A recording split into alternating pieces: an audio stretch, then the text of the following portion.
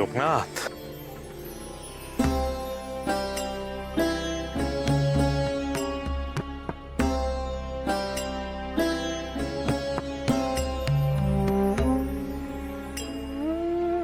হ্যাঁ রে বাবা, আমরা কি দেরি করে ফেললাম? মায়ের মাহাত্ম্য নিয়ে পালা গান হবে শুনলাম, তাই আর থাকতে পারলাম না, ছুটে এলাম। হ্যাঁ রে, হয়ে গেছে? আচার্যদেব, না গো, এখনো পালা শুরু হয়নি, তবে আর কিছুক্ষণের মধ্যেই শুরু হবে। আমি বেনিকে দিয়ে তোমাকে মন্দিরে রাখতে পাঠাতাম এক্ষুনি। কাল এত বড় পুজো হবে মন্দিরে, তার আগে মন্দির একটু পরিষ্কার পরিচ্ছন্ন করে রাখতে হবে না? কাজে কর্মে কখন যে রাত হয়ে গেছে টেরই পাইনি। আচ্ছা, এদিকে মায়ের গয়না করার কাজ কদ্দূর? আজ রাতের মধ্যেই হয়ে যাবে।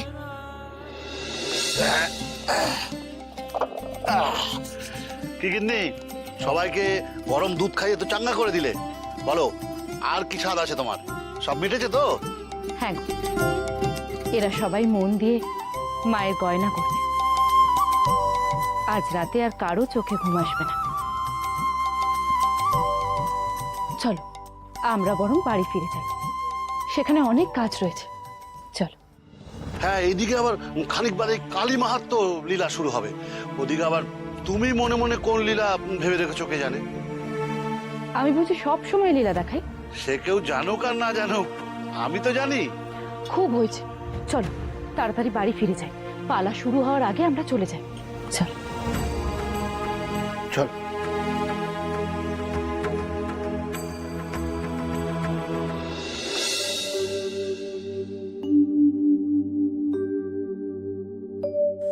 মহাশয়, আপনাকে তো ঠিক চিনতে পারলাম না। উনি আমাদের বদ্যি মশাই, মস্ত বড় সাধক, সাধক রামপ্রসাদ। মা ওনাকে আজ এখানে নিজেই ডেকে এনেছেন।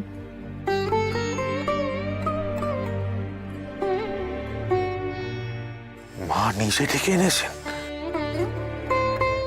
হ্যাঁ গো আচার্যদেব, আজ মায়ের মন্দিরে এত বড় কর্মযজ্ঞ হবে, সেখানে মায়ের ভক্ত সন্তান না থাকলে কি করে চলে বলো তো? লোকনাথ ধ্যানে মায়ের কাছে আবদার করেছিল বৈদ্যমশাইকে এখানে নিয়ে আসার জন্য। আপনি নিজে মাকে দেখেছেন? মায়ের দর্শন পেয়েছেন আপনি? আপনি সত্যই মস্ত বড় সাধক। না গো না, তেমন কিছুই নয়। আমি আমার দাওয়ায় বসে মায়ের নাম গান করছিলাম, তারপর হঠাৎ দেখি একটা ছোট্ট মেয়ে কোথা থেকে চলে এলে। সেই তো আমাকে তার পায়ের... কোথায় গেল?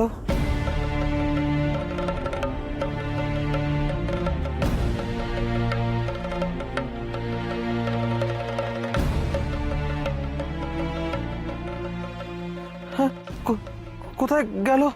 কি করছো তুমি? ওরে, মায়ের পায়ের নুপুর রে।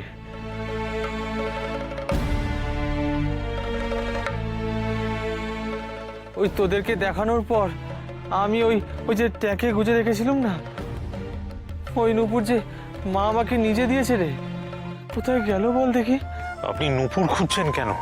মা যে ওই নুপুর নিজে গিয়ে ফেলে দিয়ে এসেছিলেন গো। আর ওই নুপুরই তো আমাকে এই কালীঘাটে নিয়ে আসলে।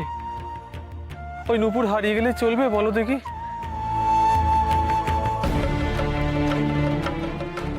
আমি তো লোকনাথকে বলেছিলাম যে মায়ের পুজো হওয়ার সময় যখন গয়না দান করা হবে, তখন ওই নুপুর আমি নিজে হাতে মায়ের পায়ে পরিয়ে দেবো। কিন্তু কিন্তু কি হয়ে গেল বলো দেখি? কিন্তু যাবে কোথায়? সে কি জগত আচার্য, একটু মশালটা নিয়ে দেখো না, আশেপাশে কোথাও মায়ের নুপুর পড়েছে কিনা। কিন্তু এই রাতের অন্ধকারে কোথাও পড়ে গেলে খুঁজে পাও তো দুষ্কর।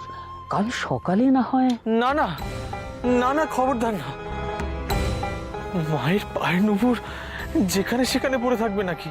ওগো দোহাই তোমাদের সকলকে বলছি, একটু দেখো না গো। ও যে মায়ের পায়ের নুপুর আমাকে খুঁজে পেতেই হবে, দেখো না গো।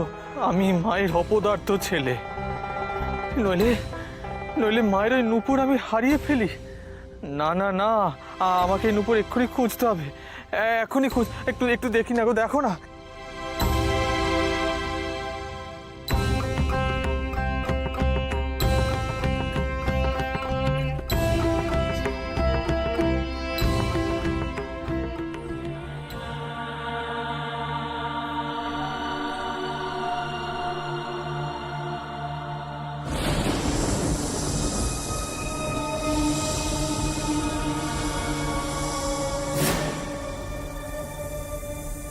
তোমরা কারা গো?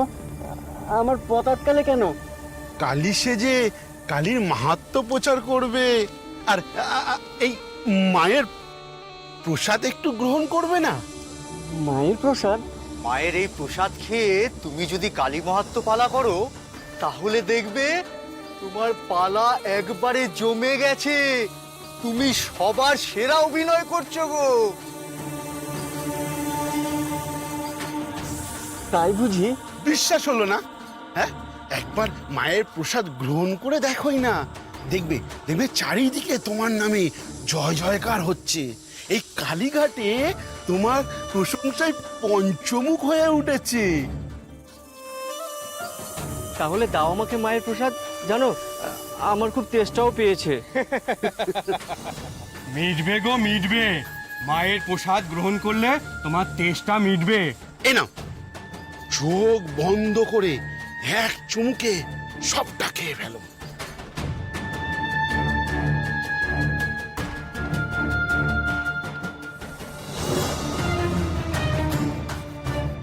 কেমন যেন গন্ধ। ছি ছি ছি ছি ছি ছি, মায়ের প্রসাদের গন্ধ শুকতে আছে নাকি? মায়ের প্রতি যদি ভক্তি থাকে তাহলে চোখ বন্ধ করে মায়ের নাম স্মরণ করে এক ঢোকে খেয়ে ফেলো।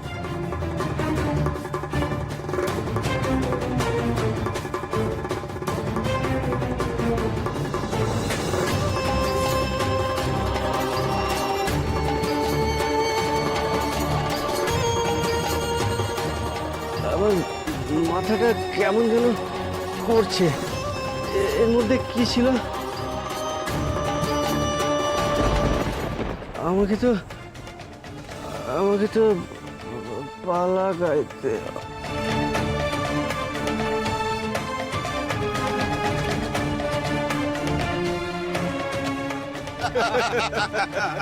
এই, একে শক্ত করে দড়ি দিয়ে ওই গাছের সাথে বেঁধে রাখ।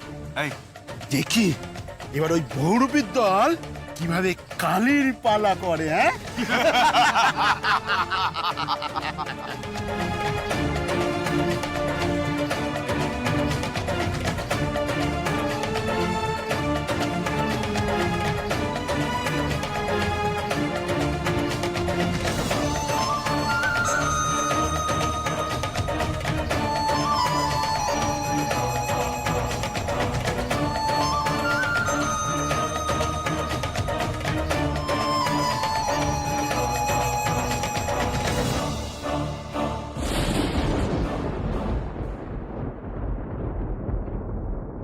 তুমি অত চিন্তা করো না বৈদ্যমশাই, আমার মনে হয় নূপুর কোথাও হারায়নি।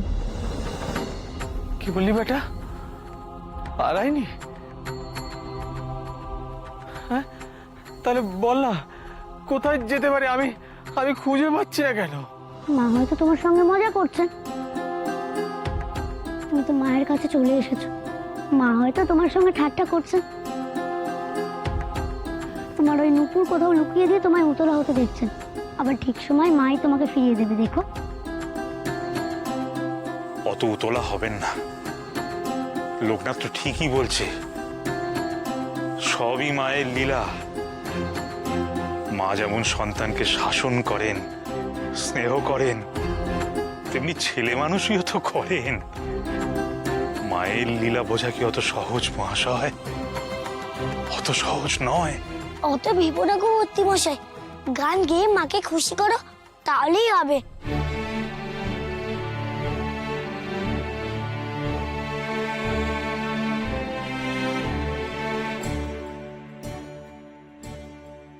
হ্যাঁ গো, তোমাদের পালা কখন শুরু হবে? কি করে পালা শুরু করবো ছোট সন্ন্যাসী? আমাদের একজনকে যে খুঁজেই পাওয়া যাচ্ছে না।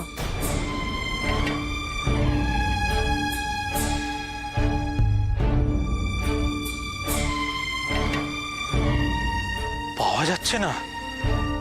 মানে যে মা কালী সে যে মায়ের মাহাত্ম্য গান গাইবে তাকে কোথাও খুঁজে পাচ্ছি না আচার্য ঠাকুর।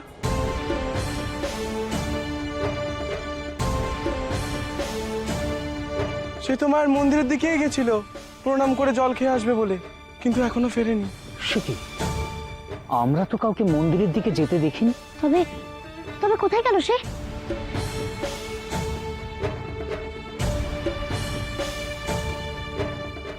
মায়ের নুপুরও হারালো, তোমাদের বউরূপে হারালো।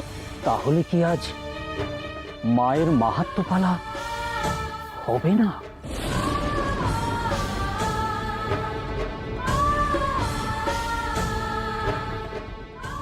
চিন্তা করো না, মায়ের মাহাত্ম্য যারা এত ভালোবেসে প্রচার করছেন, মা কি তাদের নিরাশ করবেন? কখনো না।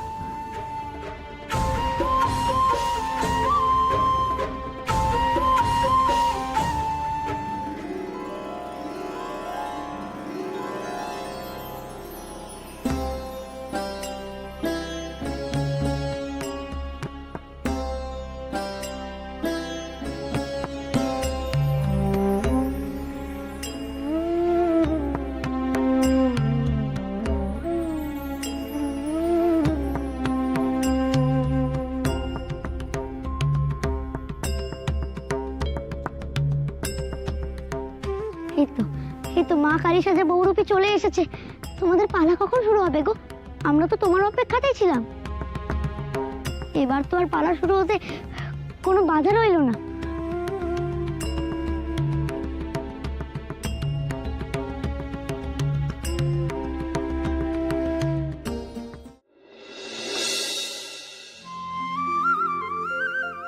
সবাই শান্ত হয়ে বসুন। কালীঘাট মহাতীর্থে মা কালীর মাহাত্ম্য দিয়েই আজকের আমাদের পালা শুরু হতে চলেছে।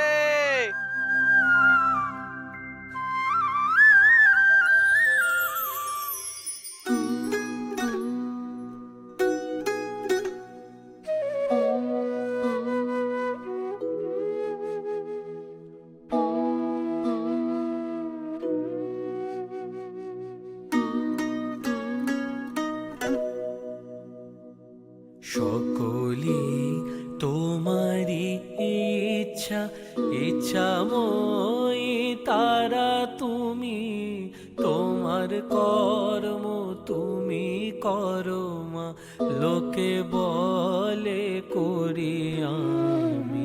সকলি তোমারি ইচ্ছা, ইচ্ছাময়ী তারা তুমি, তোমার কর্ম তুমি করো মা, লোকে বলে করি আমি। সকলি তোমারি ইচ্ছা।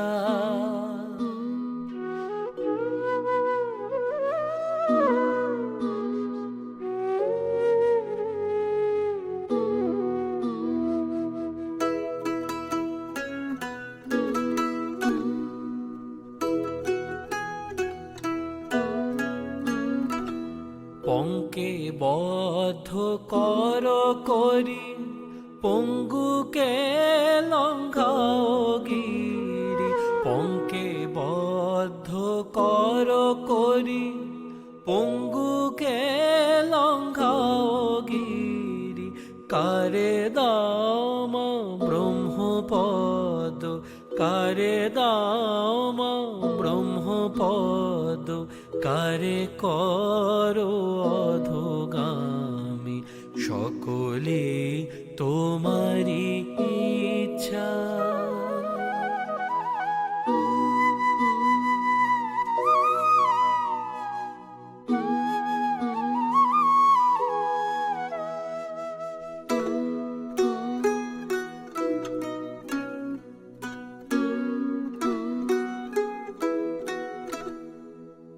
আমি যন্ত্র তুমি যন্ত্রী, আমি ঘর তুমি ঘরণী।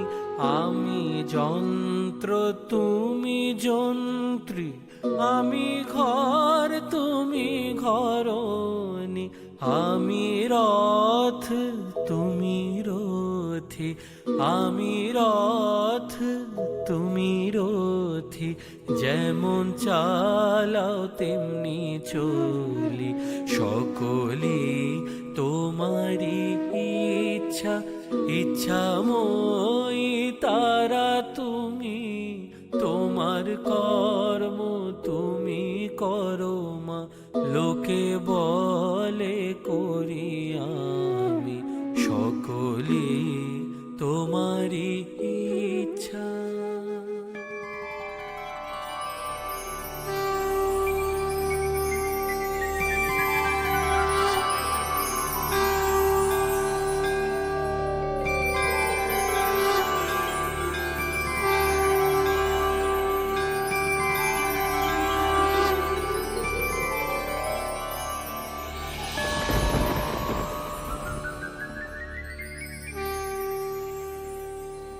মা,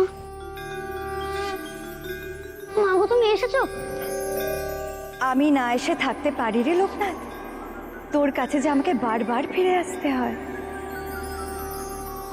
তুই আমার স্বাদ পূরণ করার জন্য যে এত কিছু করছিস,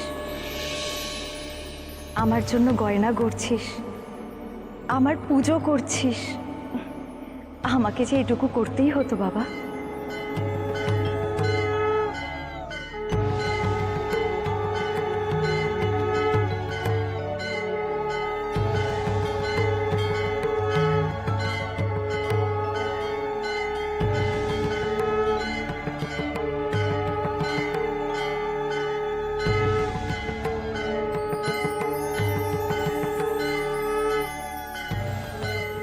মা, তুমি আমায় আশীর্বাদ করো, এইভাবেই সারা জীবন আমি যেন তোমায় মাথায় করে রাখতে পারি। আর আমার কিচ্ছু চাই না, কিচ্ছু না।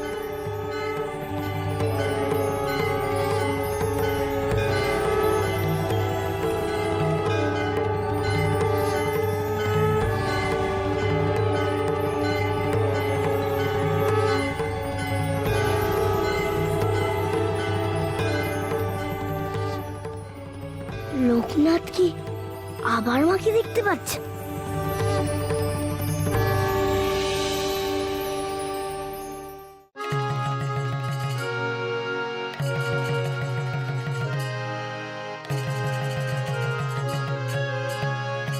কালী কালী মহাকালী, বন্দি আসর বন্দরায়, কণ্ঠে বাকে এসো মাগো,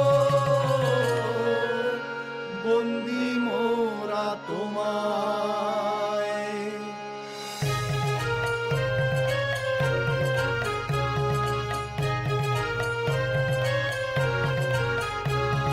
শোনেন শোনেন ভদ্র জনায় কালী জন্ম কথা, শোনেন ভ্রাতা শোনেন ভগ্নী শোনেন পিতা মাতা, শোনেন ভ্রাতা শোনেন ভগ্নী শোনেন পিতা মাতা।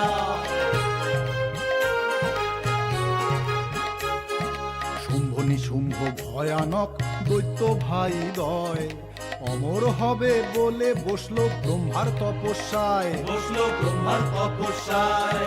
কঠিন তপে খুশি ব্রহ্মা দিলেন বর, বুঝিতে পারবে না তোমাদের দেব দানব নর, একটি কথা শোনো বলে দিতে পারি, তোমাদের বোধিতে পারে অজনী সম্ভবা নারী, অজনী সম্ভবা নারী।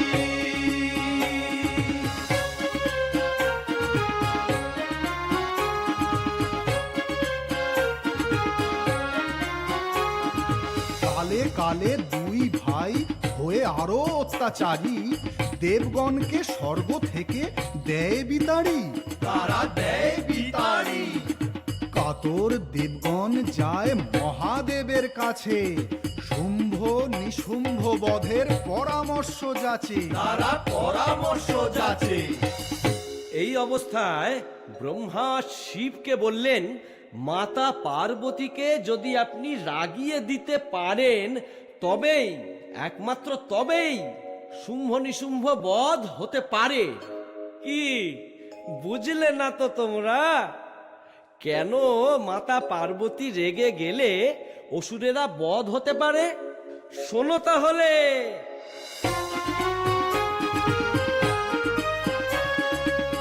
ব্রহ্মার উপরোধে শিব একদিন মানস তীরে কৃষ্ণ বর্ণ নিয়ে খোঁটা দেন মাতা পার্বতী রে।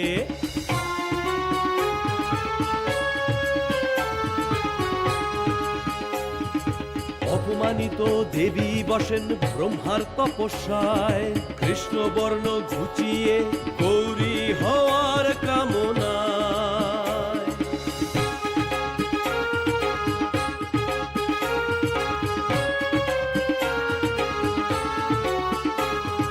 তপস্যায় খুশি হয়ে ব্রহ্মা দেন বর, খসে যায় কালো খোলস গায়ের ওপর, গায়ের ওপর।